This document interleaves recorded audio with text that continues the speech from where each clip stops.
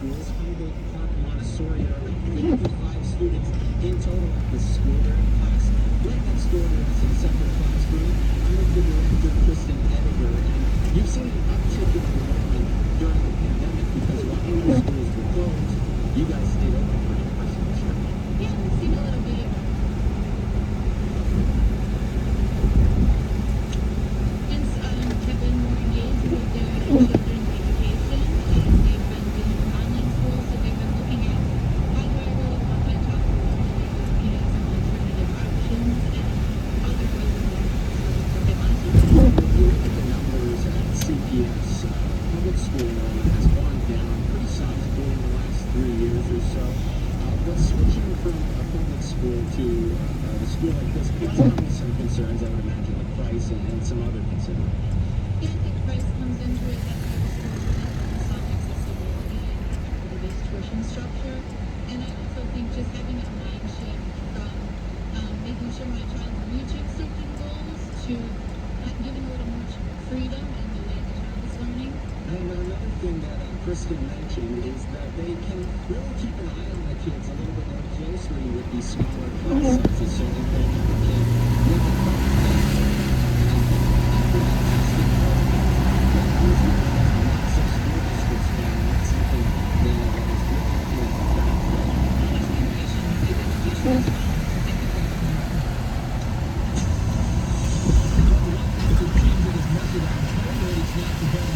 to accept the virus as part of everyday life. A very different message than a new to defeat the virus. A surge in cases caused a wave of disruptions, including school closures, staffing shortages, and brand new mask mandates. With us now is the Valerie editor of Town.com. She's also a Fox News contributor. And I want to play this kind of rewind the clock if I can. It's 19 seconds, and it's worth watching Joe Biden then. Testing, tracing, masking. Learning to this virus and race for a vaccine. Who will shut that virus? We will get virus from America. And we will never, ever, ever quit. Put in place a plan to deal with this pandemic responsibly. On July 4th, we will celebrate our independence from the virus. Katie, he ran on it, he won on it, and now there appears to be a bit of a white flag moment. Yeah, well, shutting down the virus is a nice campaign tagline in a highly politicized presidential election, but when it comes to actually implementing that, the Biden administration has failed completely, and they're allowing themselves to continue to get eaten up by the bureaucracy. And they understand that more regulation and more restrictions when it comes to COVID is an unpopular political position, which is why they used it against President Trump, right? Now they're trying to change their tune, whether it's the New York State government or the CDC, and Dr. Fauci admitting that we need to count cases of people dying or hospitalized of COVID rather than with COVID. Of course, that was not the standard that they used during the Trump administration, so the data is completely contaminated when it came to the seriousness of this. And the Biden administration really hasn't changed policy, which is going to be a huge problem for him. While they're saying on one hand we need to learn to live with the virus, they're only implementing more mandates rather than providing treatments to states, making sure testing is available to people with symptoms, and other things that would help people actually get back to normal rather than living in this constant state of mandated behavior by the federal government, which is not working to mitigate the spread of the virus, including vaccine mandates. And you make a great point because, when this was happening, the transition was happening, and they got together all these medical experts to say, what are we going to do here? And the Wall Street Journal reports they agreed on a kind of a list, broadening vaccine mandates to eventually include school children, phasing in vaccines to target new variants, making low-cost testing more accessible, upgrading ventilation, air filtration systems, providing N95 masks to the public, except for the mandates, which the Supreme Court is now, dealing with this morning. Nothing else was done. Yeah. Well, Trace, look, it's obvious when people who are triple vaccinated and boosted, which the CDC has been recommending, when they are getting the latest variant of this virus, it's obvious that everybody is going to be getting this virus.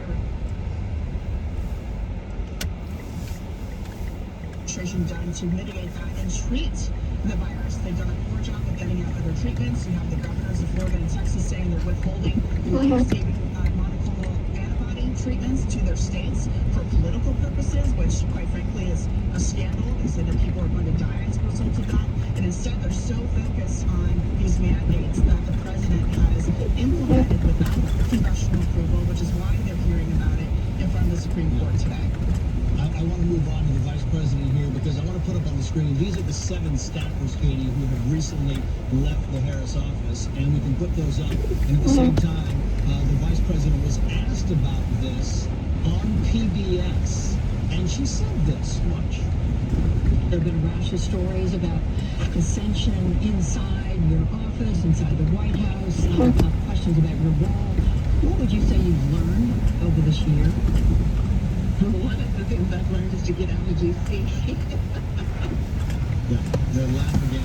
Get out of D.C. Clearly, she's not going to the border. What do you think about this? Right.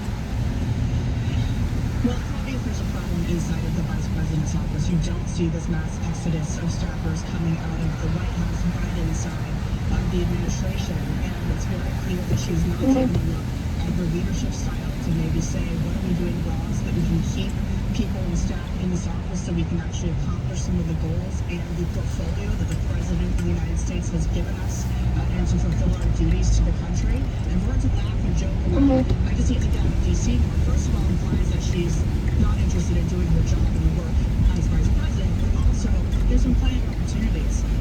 Democratic mayors in places like Texas have invited her repeatedly to go of the Biden administration policies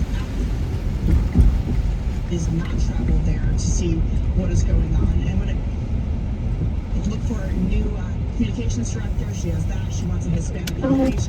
Until they change their policies, they're not going to get any of that back. Democratic Congressman Henry Cuellar says she won't even return his calls. Katie Powell, it's great to see you. Exactly. Thank you. Thanks, Ray. There's a fast-moving winter storm hit to the northeast. Some areas bracing for whiteout conditions will have a lot of cold. And Americans are quitting their jobs in record numbers. How do we reverse the trend? Well, that's our Friday morning team. Steve Rohr and Robert Wolf. Straight ahead.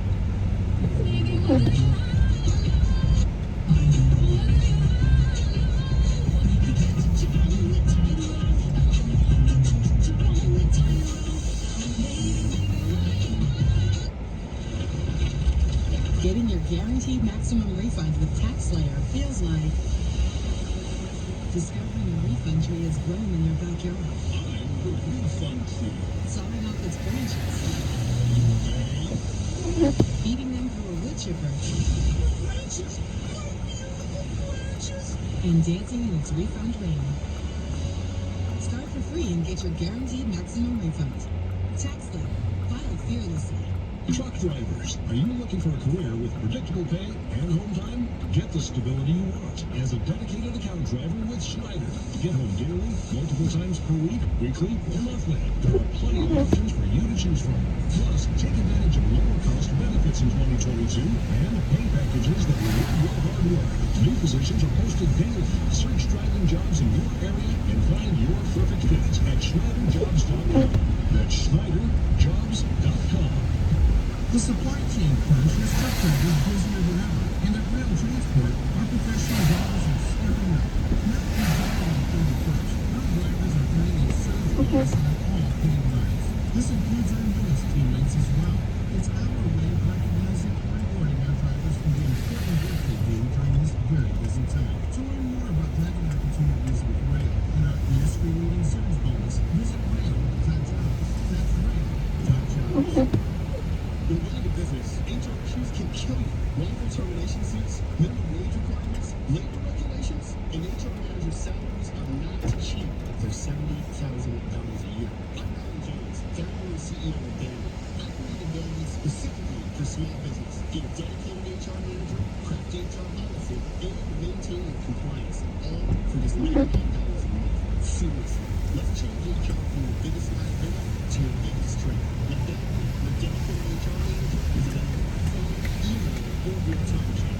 With all determinations, we customize your policy to fit your business and help you manage your employees day to day. All for just $99 a month, period. Month to month, no high fees, cancel anytime. Get a free HR audit today. Go to Bambi.com/boss right now to schedule your free HR audit. That's Bambi.com/boss. Spell BAMBI.com/. Homeowners insurance for good reason, because without it, a fire, flood, or burglary could destroy you. But there's another reason.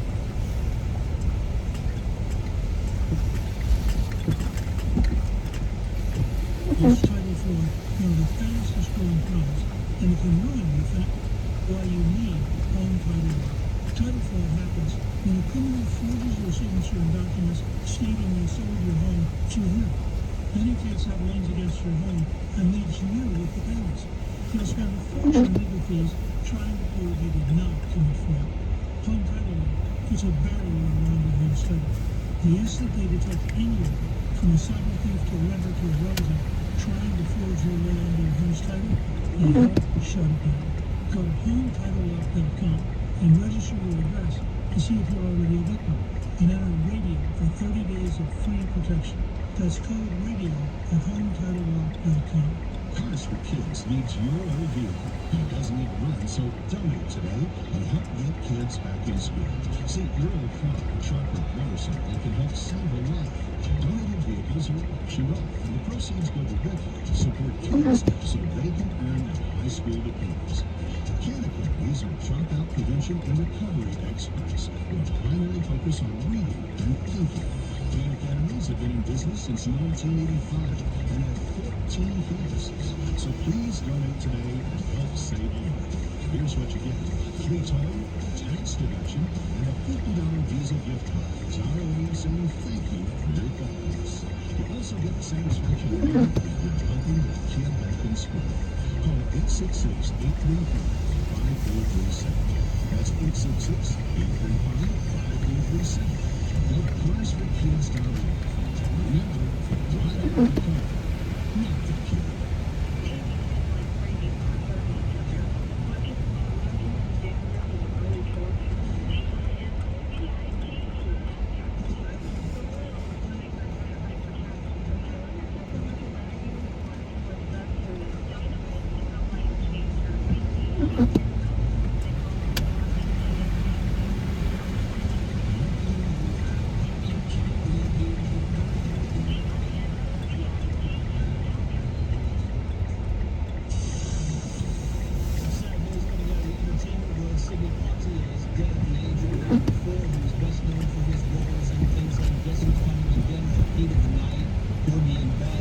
To serve with love. Poitier was also an honorary knight commander. Oh, the first African American to win an Oscar for Best Actor. That was back in 1964 for Lilies of the Field. Sidney Poitier, dead at the age of 94. Serving and honoring, indeed. Well, there's arguments underway over Biden vaccine mandates. The justices so far seem to support OSHA mandate. Here's Justice Elena Kagan. More and more people are getting sick every day. I don't mean to be dramatic here, I'm just sort of stating facts. And this is the policy that is most geared to stopping all this. There's nothing else that will perform that function better than incentivizing people strongly to vaccinate themselves. Excuse me, when you said Kagan, I believe that was Sonia Sotomayor, of course. Let's get somewhat like the real message. Okay, a different point of view. We'll get to know this now. Let me first pick the businesses. He explained why his support should continue to stay.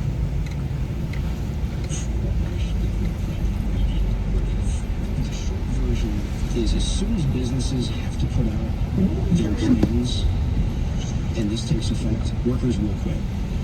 That itself will be a permanent worker displacement that will ripple through the national economy.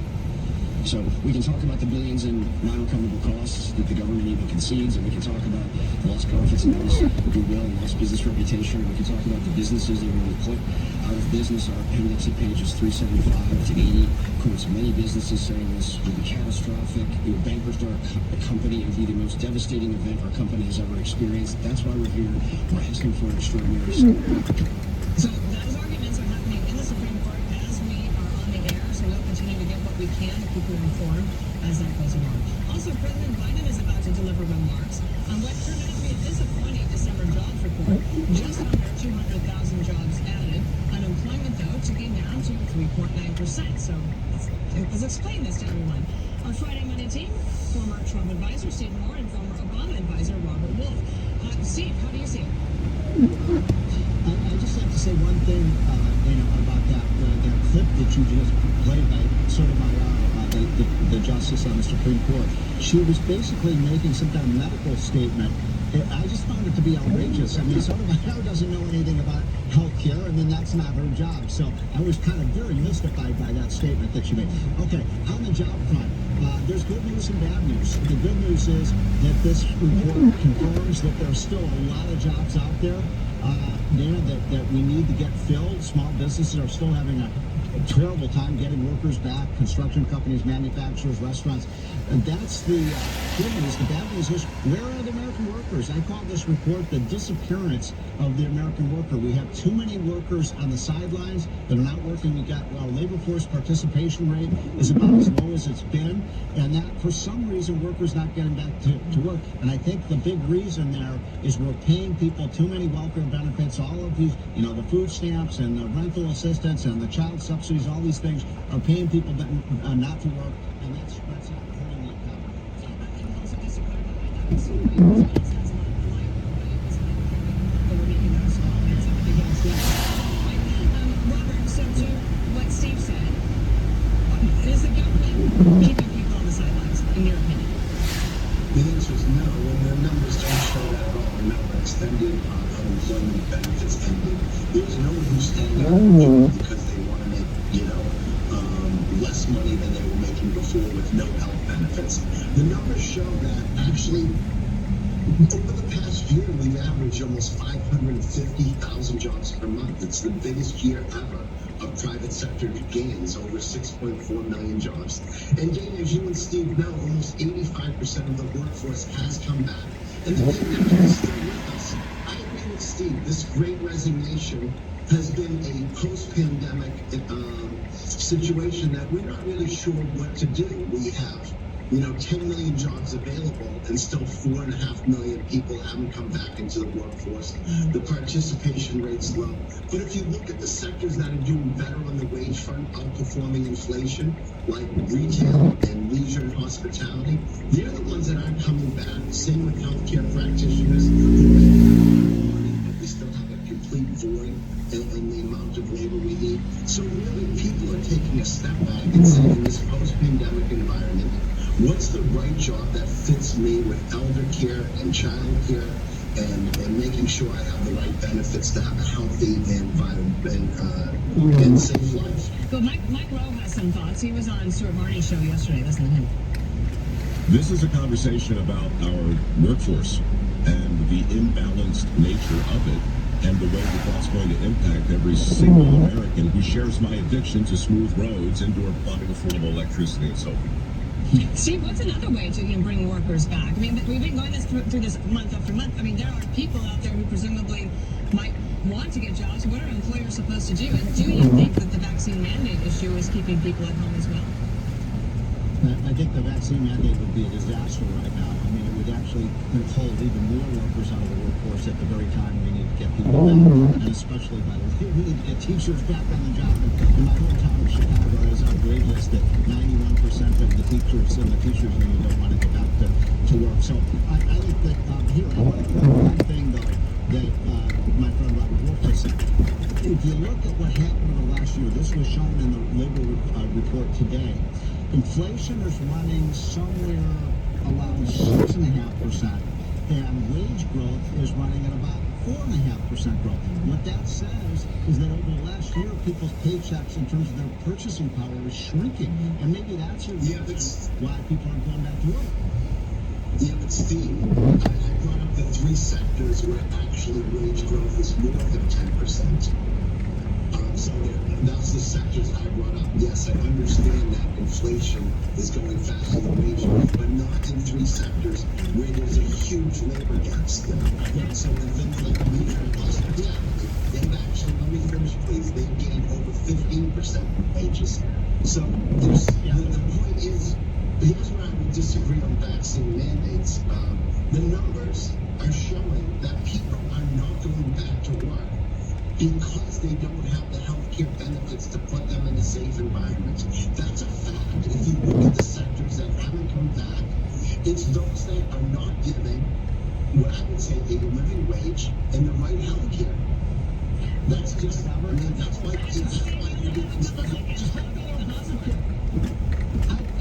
don't care if we're going to solve that problem. Everyone was going to have adequate health insurance. But if you look at over 15 million people joined Obamacare in the past year. Thank God it's here for public people who don't know they're getting Obamacare. all right. The problem is in trucking, manufacturing, construction, those areas have huge shortages of workers right now.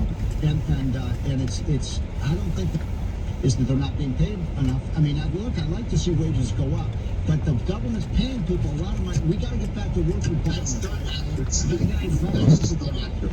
Time. Not accurate. Time. All right. Happy New Year to you both. Thank you. Thank you. Take care. You too, Steve. Elaine Maxwell hoping for a second chance in court while her defense team is moving for a new trial. And the judge setting bond for a convicted sexual predator at $50,000, despite another judge's recommending the bond be $1 million. There's got to be a point where we just say, you know what, enough is enough. Let's get the safety of our community back as a priority for the criminal justice system. Criminal defense attorney Jonna Skilmore is here with her analysis on both cases. Sirius XM Stars brings you Gail King in the house. Gail is extending her invitation to join her in the house live every week to take your calls. That's right, favorite listeners. I'm so excited to hear your thoughts every week on everything from what's happening in the news to the lighthearted, bright spots, stuff that makes us smile, makes us laugh. I want to hear your opinion from every part of the country. Call us. Gail King in the house. Live Thursdays at 5 on the East Coast and West. On Sirius XM Stars Channel 109 and on the SXM app. I'm speaking with Faith Clark, a Drama Kids franchise owner in Brandon, Florida. Faith, tell us about Drama Kids. Sure. Drama Kids uses a wide variety of fun drama activities to develop presentation skills, grow creative thinking, and build confidence in children and teens. The demand for Drama Kids is growing across the U.S., with over 10,000 children currently enrolled. So how's the business run? I'm a franchise owner in my exclusive area, and Drama Kids provides me with a class lesson, training, and 24/7 support. I run the business from my home office, which is a really big help with my family schedule. Plus, I get my weekends and holiday breaks off. In less than 2 years, we already have over 300 students. Now, is Drama Kids expensive to open? No, not at all. Drama Kids was recently named one of the best franchise opportunities for under $50,000 by Entrepreneur Magazine. I absolutely recommend owning a Drama Kids franchise. To open Drama Kids in your area, visit dramakids.com. That's dramakids.com. Not available in all states. Services may differ. Offer limit restrictions. A new year is the best time to evaluate the business choices you've made in the past. Capitus wants to make sure that having access to capital allows you to make educated decisions as a business owner from the get-go. Capital from Capitus can help you with running your operations, purchasing new equipment, or expanding your business the way you always wanted. Don't leave it up to chance. Set up your business for success. Head over to capitus.com today and see what options we have for you. That's KAPITUS.com. Finding great candidates to hire can be like, well, trying to find a needle in a haystack. Sure, you can post your job to some job board, but then all you can do is hope the right person comes along, which is why you should try ZipRecruiter for free at ZipRecruiter.com/news. ZipRecruiter doesn't depend on candidates finding you. It finds them for you. Its powerful technology identifies people with the right experience and actively invites them